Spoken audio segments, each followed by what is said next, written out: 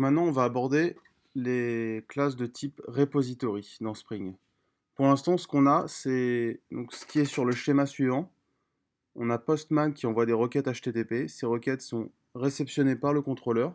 Ensuite, le contrôleur fait appel au service pour, par exemple, ajouter une voiture, en supprimer une, comme on a vu dans le tutoriel précédent. Mais il nous manque encore un concept fondamental, c'est le concept du repository. Alors, sur le schéma suivant, voilà l'architecture vers laquelle on veut arriver. On a le contrôleur, le service et deux classes de repository, et tout en bout de chaîne, on a soit une base de données, soit des fichiers. En fait, la classe repository, c'est la classe qui va directement manipuler les données. Repository BDD, c'est la classe qui va effectuer vraiment des opérations sur la base de données. Et ensuite, en dessous, on a les fichiers. Et tout ça pour montrer que finalement, le service, lui, il s'en fiche de savoir d'où vient la donnée. Ce qui l'intéresse, c'est juste de l'avoir. Et donc, c'est vraiment le repository qui va faire tout le travail de requête dans la base de données, de requête dans les fichiers. Et c'est ça un repository. Le repository, comment il va faire, voilà, pour communiquer avec la base de données? Est-ce qu'on va écrire des requêtes SQL, ce genre de choses? Non, rien de tout ça.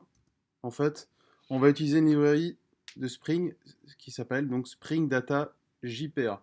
Donc JPA, c'est un acronyme Java Persistence API. Ça permet grosso modo de faire encore un acronyme de l'ORM, Object Relational Mapping. En fait, ça permet de mapper vos classes Java avec des tables d'une base de données relationnelle. Donc c'est très pratique dans le sens où voilà, on n'a pas besoin d'écrire des tonnes de requêtes SQL. La librairie Spring Data JPA gère directement les requêtes. Et vous allez voir, c'est très simple. C'est très très très simple. On va voir ça tout de suite.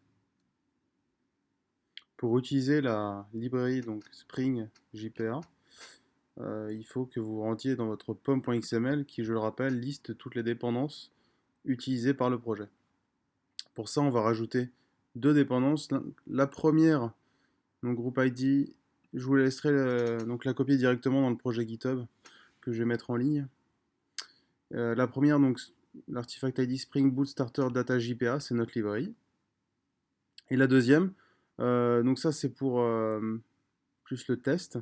Donc c'est Derby. C'est un moteur de base de données relationnelle qui va nous permettre, qui va être embarqué du coup dans notre application, qui va nous permettre de tester voilà, notre base de données et montrer que les repositories marchent bien.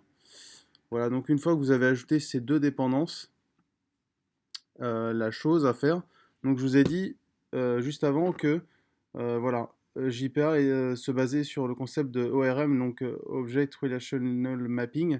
Ça va mapper vos tables, votre modèle, avec les tables de votre base de données. Donc pour ça, il faut aller dans la classe car. Tout en haut, je vais rajouter une annotation. Donc vous commencez à être habitué. Et donc cette annotation, c'est entity. On dit que voilà, on a une table dans notre base de données qui s'appelle car. Voilà pour l'entity. Importante à rajouter dans le modèle, donc la classe car, c'est la notation ID. ID avec une majuscule. Au-dessus de notre propriété ID. Hein, toutes ces propriétés en fait sont les colonnes qui vont peupler la table car de notre base de données relationnelle. Maintenant, on va passer à la création du repository. On va faire un nouveau package. C'est moi qui ne sais pas écrire. Repository. Voilà pour le package. Maintenant, on va non pas créer une Java class, mais une interface. Vous allez comprendre pourquoi. Il n'y a pas besoin de créer de classe. Donc, garage repository. Décidément, j'ai du mal avec ce mot. Et on va faire hériter notre interface d'une classe qui s'appelle CRUD Repository. Cette classe CRUD Repository va directement nous fournir les méthodes dont notre repository garage a besoin. Tout ce qu'on a besoin de faire, c'est de déclarer le type d'objet manipulé, donc en l'occurrence car. On importe la classe. Et le type de l'ID qu'on vient précédemment d'annoter. Donc le type, c'est long. Voilà. Donc le repository créé. qu'on va faire, c'est que maintenant, une fois qu'il est créé, on va retourner dans notre service parce que c'est le service qui va l'utiliser. On va déclarer une nouvelle propriété private garage repository du même nom. On va ajouter une annotation auto-wired pour lui dire directement d'injecter la dépendance dans garage repository. Et là, on va changer l'implémentation donc de toutes les méthodes qui sont présentes dans la classe garage service pour utiliser notre garage repository. Donc là, vous allez voir, il y a un petit peu de code. Donc maintenant, je vais récupérer toute la liste des voitures. Je ne me base plus sur ma liste qui est déclarée ici. Je vais directement récupérer ça de la base de données, donc en l'occurrence Derby. Donc si je crée une liste, une array list, ouais, hop, je peux faire ça comme ça aussi. Cars new array list.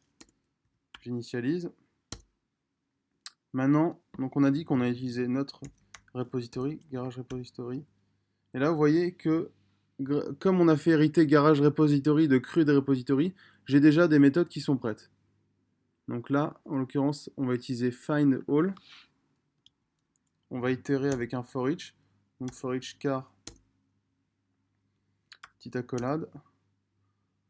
Donc pour toutes les voitures que va me retourner garage repository, donc je vais cars, mon tableau, add, voilà, hop, la voiture que j'ai avec ma lambda. Je vais retourner le tableau qui a été fait précédemment. Puis, on va passer à l'implémentation des méthodes qui restent. Vous allez voir. Pour le coup, getCars, c'était rapide. Là, ça va l'être encore plus. Donc, return garage repository. Donc, find by ID. J'ai juste à mettre l'ID que j'ai en paramètre de la méthode. Et vous voyez, c'est très rapide. Et qu'est-ce qu'il n'aime pas?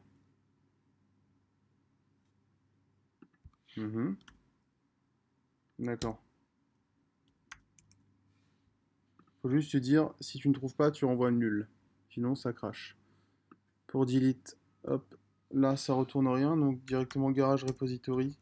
On va voir s'il y a une méthode delete, hein, normalement. Voilà. Delete by ID. On peut faire aussi delete directement avec l'objet car. Mais là, en l'occurrence, on va utiliser ID. Hop. Ajouter une voiture. Fastoche. Add. Non. Create. Non. Bah, quand je sais pas, je regarde. Et donc, delete, find. C'est save en fait. Ouais, c'est la méthode save qu'il faut utiliser pour ajouter une voiture. Et pour mettre à jour une voiture, vous allez voir, c'est déconcertant. C'est très simple. C'est finalement la même méthode que précédemment, c'est save, où on fournit la voiture directement. Voilà. Donc ça, on n'en a plus besoin, donc je vais l'effacer. C'était pour vous montrer comment ça marchait, les services. Et du coup, notre classe garage service est très allégée. C'est vraiment, je vous ai dit, cette petite interface qui fait tout le travail. Garage service, c'est juste une classe qui vous donne, qui vous récupère les données, peu importe, lui, il ne sait pas d'où viennent les données. C'est abstrait pour lui. Voilà. Donc on peut relancer notre application et on va tester tout ça. Une dernière chose, il faut donc aller dans le fichier application.properties. C'est un fichier où on définit toutes les propriétés de notre projet Spring Boot. Il faut rajouter une propriété sans quoi l'application ne pourrait pas marcher. Voilà, il faut rajouter cette ligne. Spring GPI Hibernate, ça définit l'initialisation de notre base de données grosso modo. On relance notre serveur Tomcat.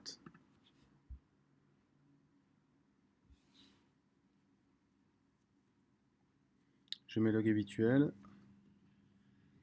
Et tiens, là on s'aperçoit qu'on a une grosse exception qui nous dit, voilà, syntax error encountered here at line 1. Donc en fait, ce qu'il faut savoir, c'est que Derby, notre moteur de base de données, a une liste de mots qui lui est réservée. C'est-à-dire, là dans ma classe car, j'ai déclaré tout un tas de propriétés.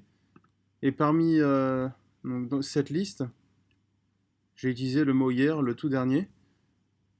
Et hier, c'est aussi le nom d'un champ de notre modèle, donc car. C'est pour ça qu'on a cette exception. Donc ce qu'on va faire, c'est qu'on va dire,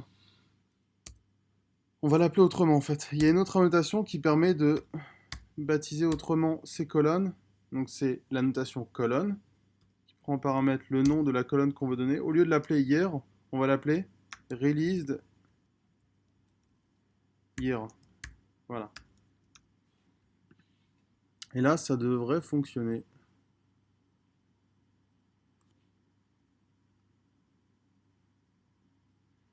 Suspense. Voilà.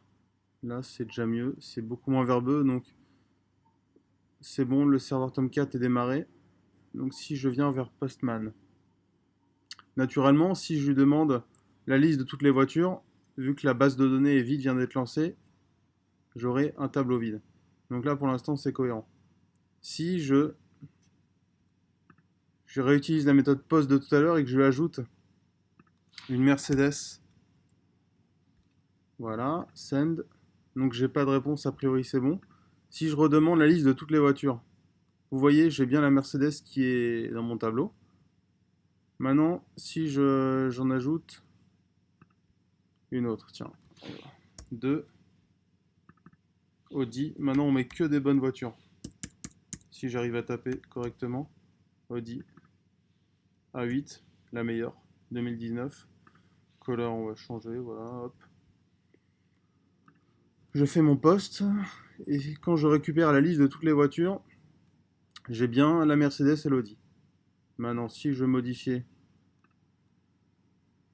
si je modifiais donc la 2, l'Audi, je vais dire bah c'est une A7 finalement.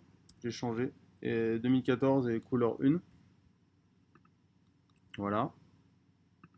Et là, voilà, c'est bien 2014. Et si je veux avoir l'Audi avec la méthode, pardon, je veux dire si je veux avoir l'Audi, donc son ID c'est 2, on est d'accord. Ça va me renvoyer juste l'objet Audi. Voilà, parfait. Et dernier test, delete. J'efface l'Audi parce que finalement je veux ni une A8 ni une A7, je veux pas d'Audi, je veux que la Mercedes. Voilà, et si je redemande la liste de toutes les voitures, j'ai bien la Mercedes. Donc vous avez vu, voilà, là on a notre application, notre back qui est prêt, notre API qui est prête. Donc on va pouvoir passer à la partie cliente qui va consommer cette API, donc la partie Angular.